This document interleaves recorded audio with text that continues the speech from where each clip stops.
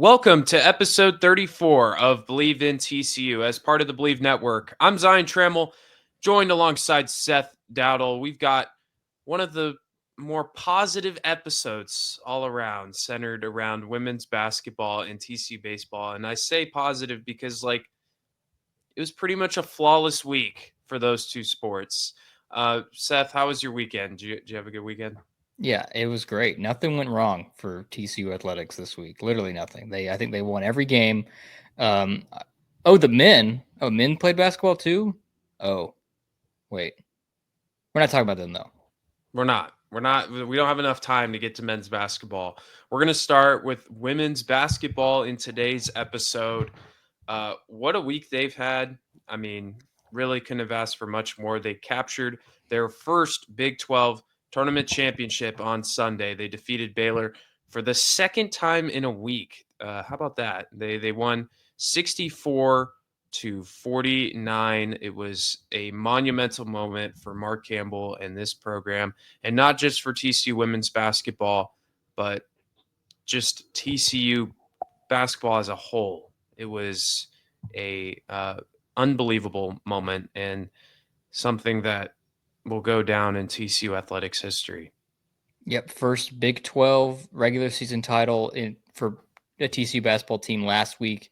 First Big 12 tournament title this week, and you beat Baylor twice. Yeah, you do. You beat Baylor for the first one, and then you beat Baylor for the second one. It feels really really good, especially against that team, a team that has had TCU women's basketball's number for the past 2 decades plus, right? And then all of a sudden Yeah. this year we swoop in and beat them 3 times. So a lot of fun there.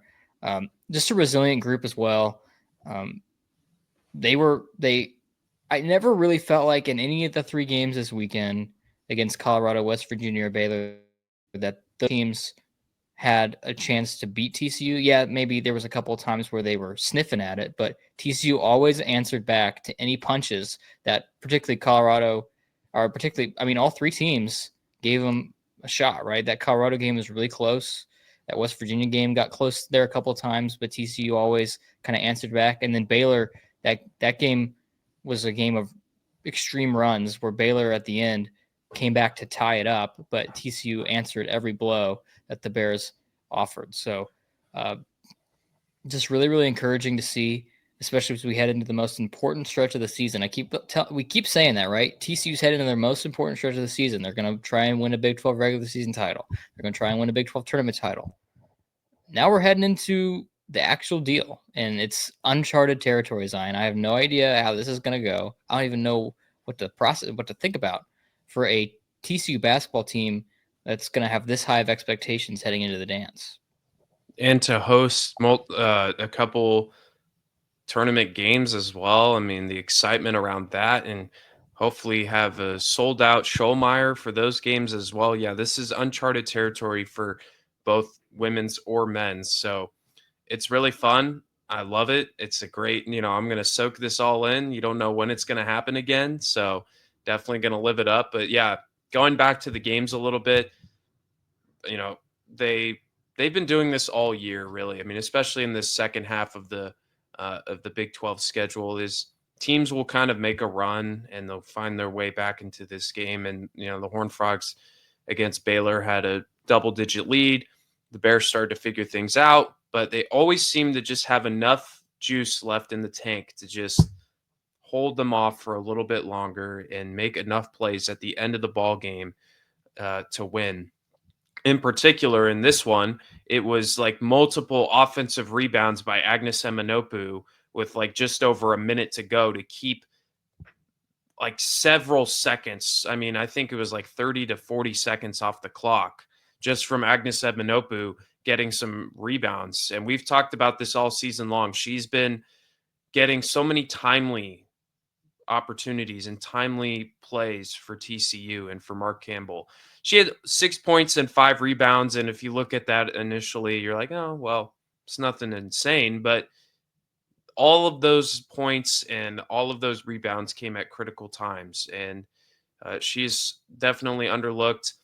We know what Haley Van Lith and Sedona Prince and Madison Connor did and what they're all capable of doing. And then there's plays from Eminopu, and there's plays from Donovan Hunter, who, as the season's gone on, she's taken an increased role. She played 37 minutes, 11 points, 6 rebounds, knocked down 3 threes, and then had 3 steals.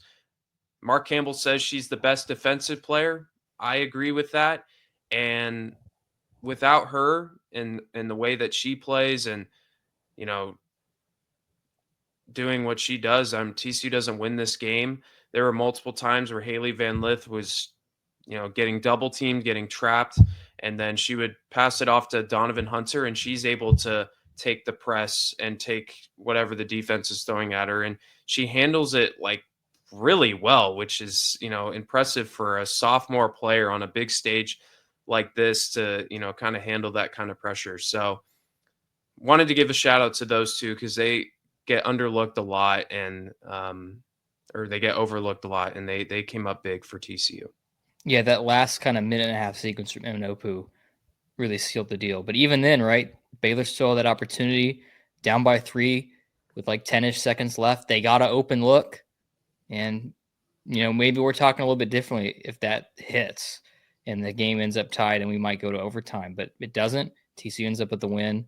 And just on that point, it's kind of crazy that TCU was even up by as much as they were at any point in this game, given how bad they played in the first half.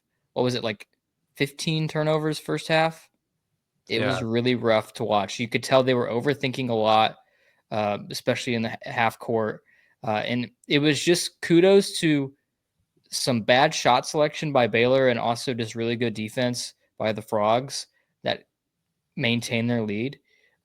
It was kind of impressive how many shots Baylor were missing on the offensive end for a good chunk of this game, because if they just hit a couple of them, they're in the lead. I mean, it was crazy. TCU would get the ball. Baylor's pressing, double teaming Haley Van Lith, putting pressure on the ball. And then TCU it was like the ball had, was, I don't know, it had some slippery substance on it. It was like they were playing hack-a-sack. It was a Baylor magnet. I know, yeah, that's what it was. It was a Baylor magnet, but not a basket magnet for Baylor at all. They put the magnets on their own hands, and then they didn't put it in the basket. But yeah, just kind of impressive, especially, I mean, that's Baylor's game, right? They're going to try and make you play sloppy, and they did a really good job of that. But TCU kind of answered back as well on the defensive end. And to your point, Donovan Hunter, a couple of times, those steals came immediately after a TCU turnover. And then she would settle everything back down, and TCU would go get a bucket and settle everything back down. So, again, kind of insane that TCU was even in a position. I think they were up 11 at a half. When they were up at 11 and a half, I was like, how? Yeah. But, everything calmed down in the second half. Both teams kind of played their game, and it was TCU, who's been the better team all year in this conference, that came out on top. Yep, the way they handled it in the fourth quarter and the way they closed this game out was the key. Haley Van Lith was 10 of 10 from the free throw line. That's crazy. I was just looking at the box score. She didn't knock down a 3, but she didn't need to. She had 20 points, 3 rebounds, 3 assists.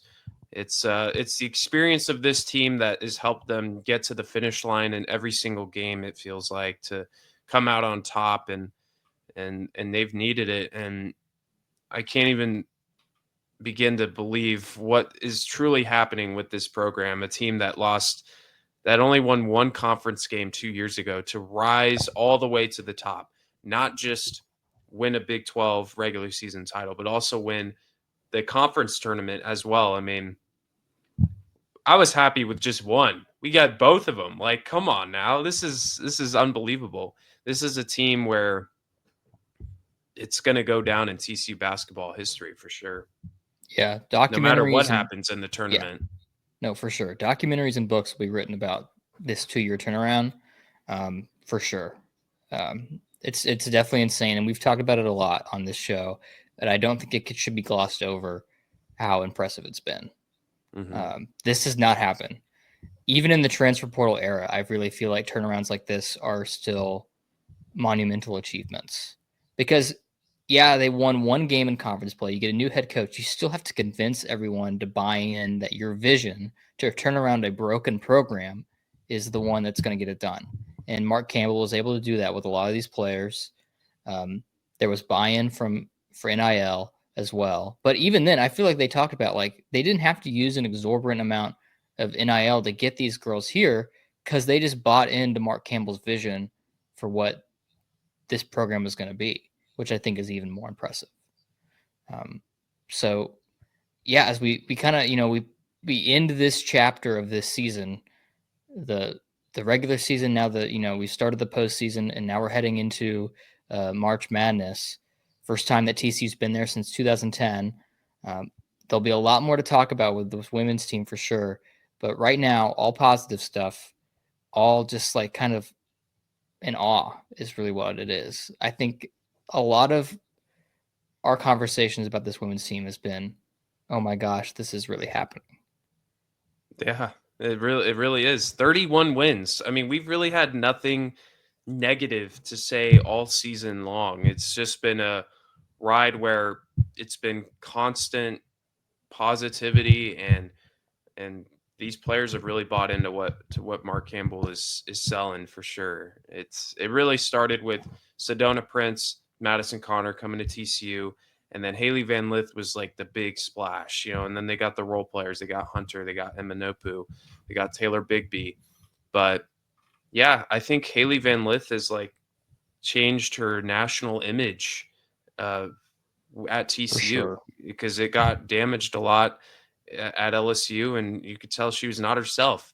And she's all smiles and fully focused, and just a good balance of a great player and just comfortable being here at TCU. So I'm glad that Mark Campbell was able to provide that for Haley Van Lith after what happened last season. Yeah, for sure. That's one of the biggest takeaways, right? Is like when she transferred here, it was a big deal, right? She was a big name. But I think I myself, and maybe you as well, and maybe a lot of other TCU fans had the lingering doubts like, okay, that's great, but she didn't have that good of a year last year. Is Mm-hmm. that who we're going to see? And it was not. It was not who we saw at all. She was a totally different player.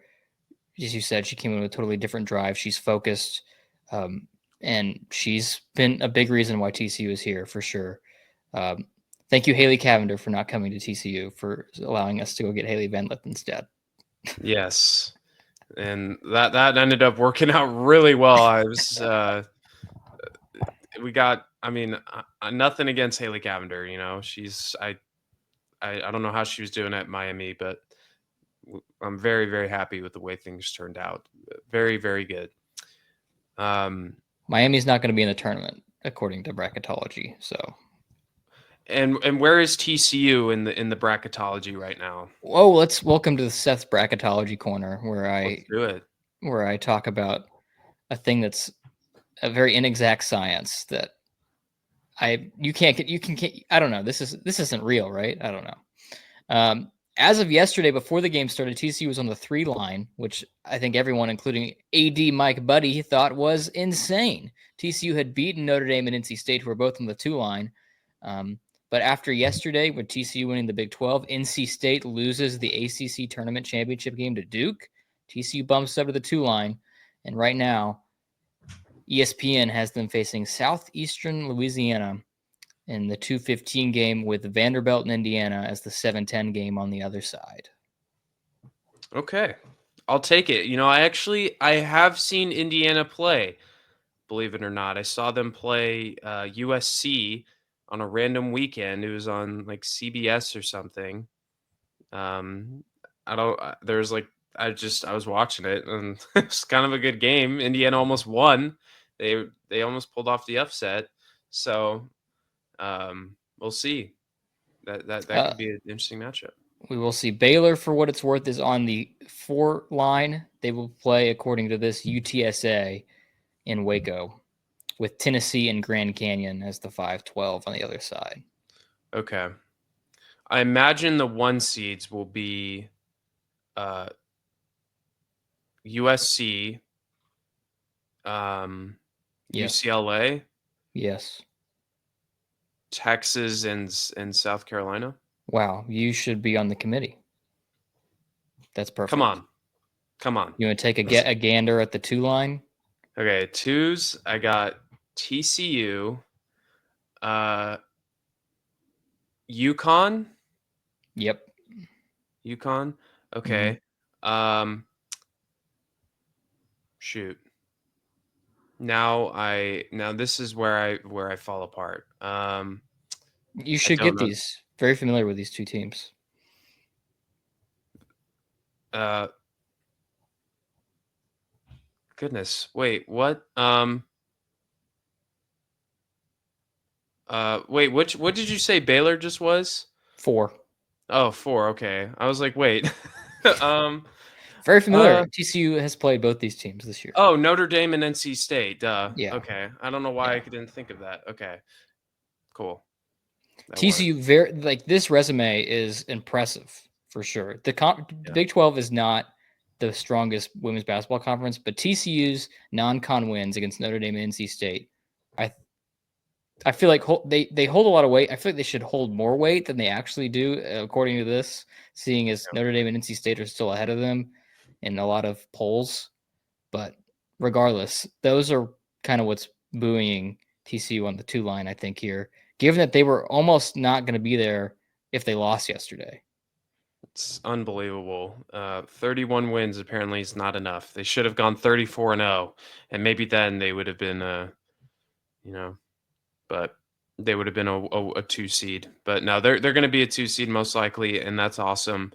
Very excited for that, and it's just cool to be in that same conversation with women's basketball programs that have been very successful over the last several years, and hopefully they can go to toe to toe. It'd be fun to watch TCU versus UConn.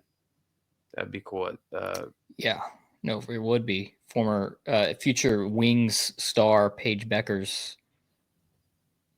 Hey, if I'm Paige Beckers, I don't sign here. Nico Harrison might trade her for somehow. I don't know. might trader. You never know.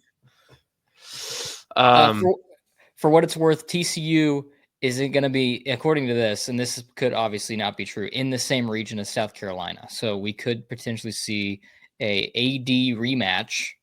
That's the most important storyline of that game for sure. Former TCU athletic director Jeremiah Donati on the other side. That's totally the most important thing about that game if that were to Absolutely, happen. yeah. Yeah. That's what everyone's going to be talking about. Yeah, that'd be crazy. But let's move on now. We'll talk more about the women's basketball tournament once the official bracket is out, and we'll talk about seeding and all that good stuff. Just briefly for men's, the Big 12 tournament starts uh, this week for men's basketball. TCU's taking on Colorado. We'll discuss it as that tournament progresses and the bracket comes out, and we'll get to that later. But we're not going to talk about it much today. Um, no, but we No. will talk TCU baseball, which you know how they say it's so over. We're so over now. It's like we're so back. We're so back. We're so It back. We is. beat the troops and we beat some Bulldogs, and now we're so back. We did. That's one way of looking at it. Yes. 5 game winning streak for TCU baseball. 5 games this week. They won all of them. They won 17-6 on Tuesday, 11-1 on Wednesday. They run rolled them. Those games were only 7 innings. And then they went into a home series against Fresno State. Won 9-4 on Friday, 5-4 on Saturday, and 12-6 on Sunday. How about it? That is extremely difficult, no matter who you're playing, to win 5 games in a week. You got to be pretty flawless on all sides, and Kirk Sarlos's team did just that. We were talking about how, hey, this offense is poo poo. What are we doing? And all of a sudden, look at this. Anthony Silva's hitting 320. And we were talking about Anthony Silva. What are we doing? Anthony Silva's leading the team in batting average. It's crazy. Yeah, I wanted to talk about him for a second. This week, he went 8 for 16, 4 doubles, a home run, 7 RBIs, 2 walks, and just 2 strikeouts. That That'll is play. that is unbelievable, including a big home run on Saturday for Silva. He's got to be that. He's got to be that guy. Now he doesn't need to be 8 for 16 in a week that good for TCU, but we know what he's capable of at the plate. We saw it a ton his freshman season. He's a good defensive shortstop. He needs to be the anchor on this team, in my opinion. Like, I feel like that's kind of the pressure to put on Anthony Silva. And I think he can handle it. And he's been able to do that in the past. To see him get his confidence and his swing back was so good to see. It was just a huge sigh of relief. Like, okay, there he is. Like, there's Anthony Silva. So loved what I saw from him at the plate. He's confident, and that goes a long way in baseball. So hopefully he can carry that over into conference play. Now, I know that this is like obviously against Air Force and Fresno State. Air Force pitching was not good. Like that was like objectively not good pitching from Air Force, and Fresno State's wasn't much better.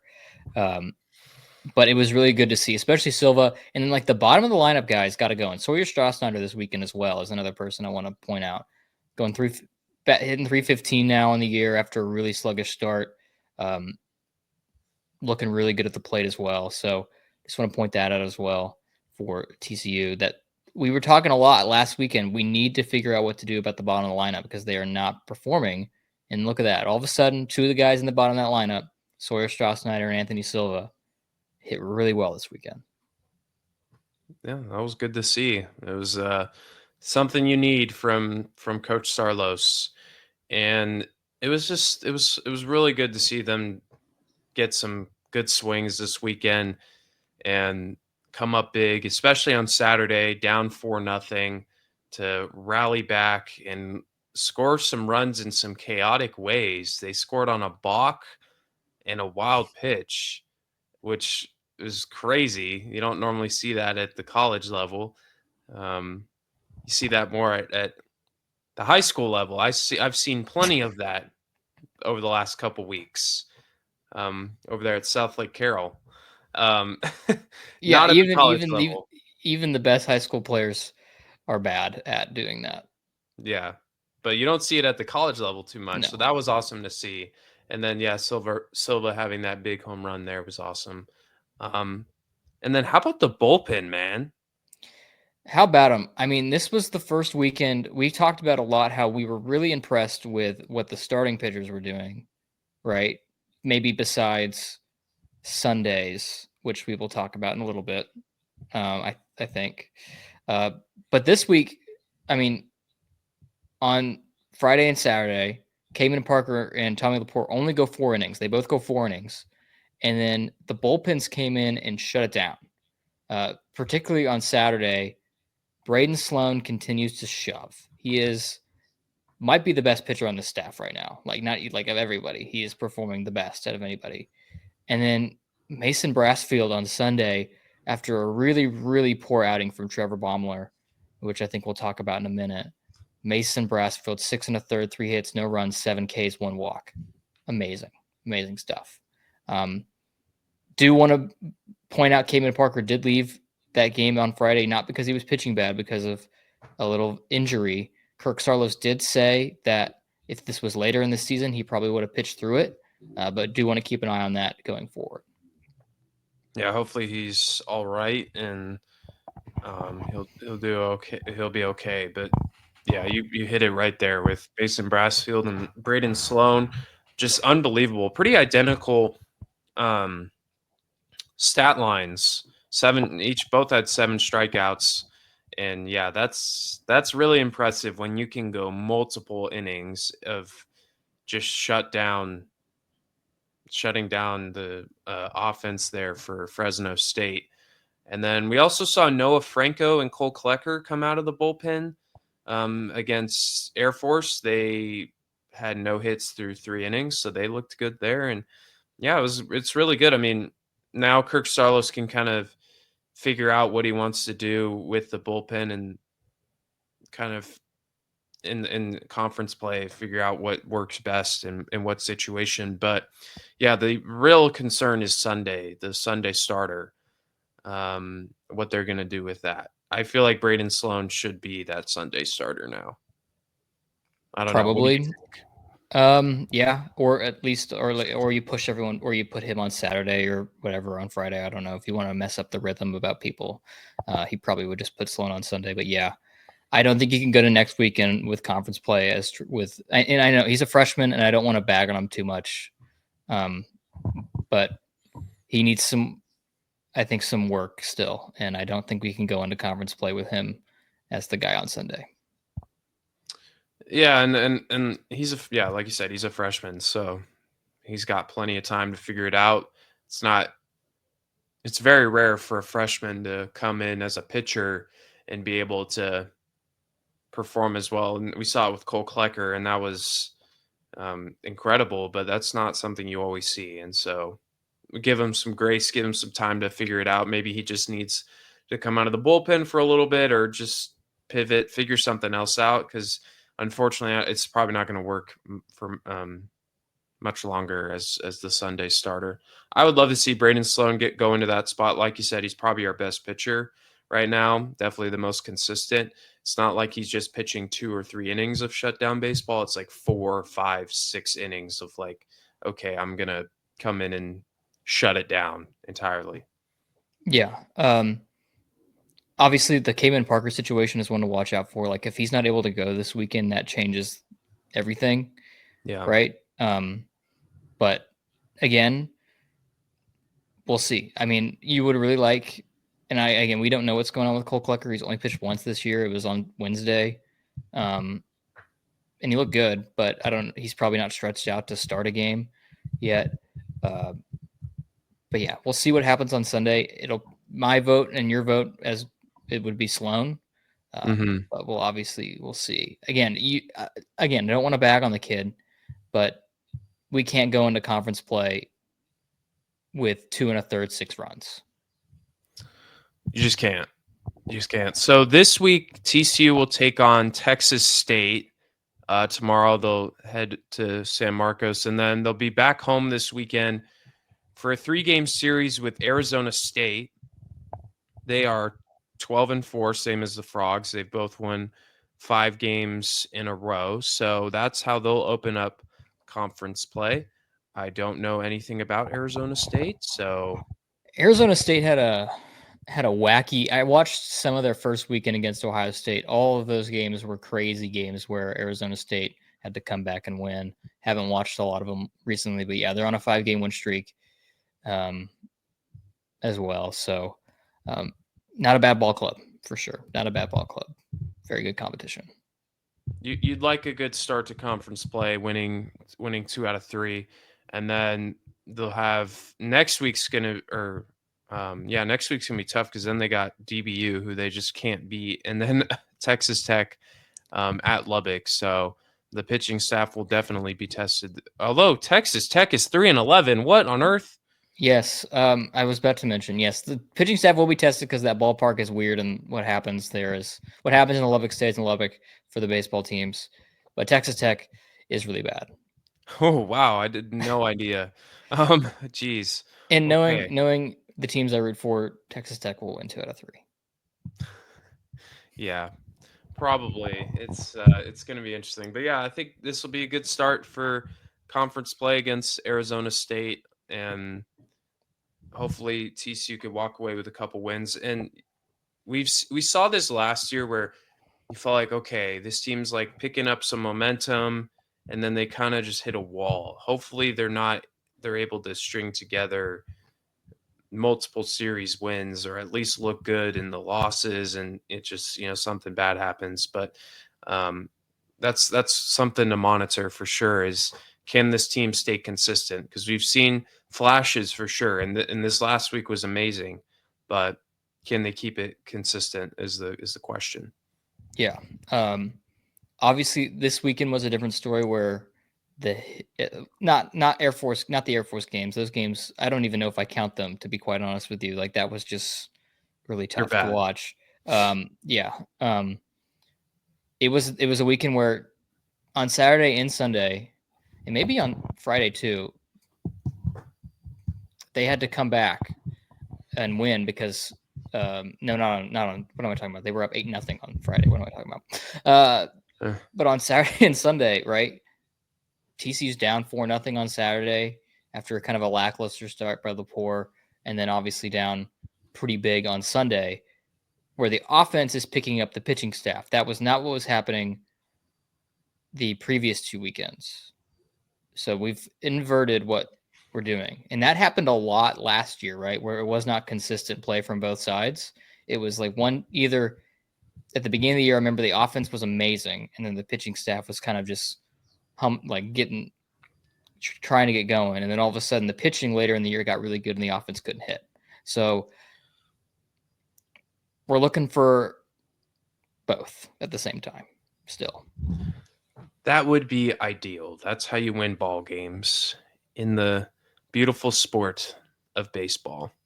But we'll see what happens. Again, they'll take on Texas State on Tuesday and then Arizona State this weekend. We'll be discussing that series next week as we begin Big 12 play, and that's where it really counts. So that'll wrap things up here for this episode of Believe in TCU. You can follow us on Instagram, subscribe to our YouTube page, or listen to us wherever you get your podcasts, all at Believe in TCU. So for Seth Dowdle, I'm Zion Trammell. Thank you for tuning in. We'll see you guys next time. And as always, go Frogs.